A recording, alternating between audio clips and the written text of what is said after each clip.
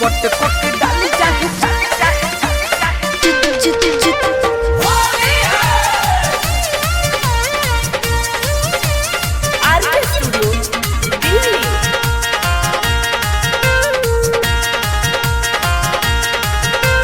पट पट डाली चाहे चित जीजाजी पट पट डाली चाहे चित जीजाजी तनिको न होई तकलीफ जीजाजी ए आवना पट पट डाली चाहे चित जीजाजी तनिको न होई तकलीफ जीजाजी लेहि साली के फगुआ में चिख जीजाजी पट पट डाली चाहे चित जीजाजी तनिको न होई तकलीफ जीजाजी पट पट डाली चाहे चित जीजाजी तनिको न होई तकलीफ जीजाजी हरे रंगीना पट पट डाली चाहे चित जीजाजी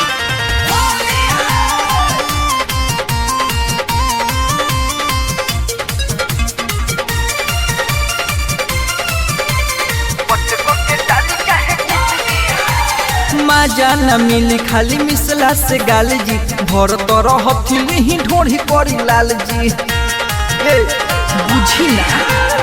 मजा न मिली खाली मिसला से गाल जी भर तर हथिली ही ढोढ़ी करी लाल जी रखी दाबी के करे नहीं लिख जीजा जी पट पट डाली चाहे चित चित चित तनिको न होई तकलीफ जीजाजी पट पट रंगी चाहे चित जीजाजी तनिको न होई तकलीफ जीजाजी तकलीफ जीजाजी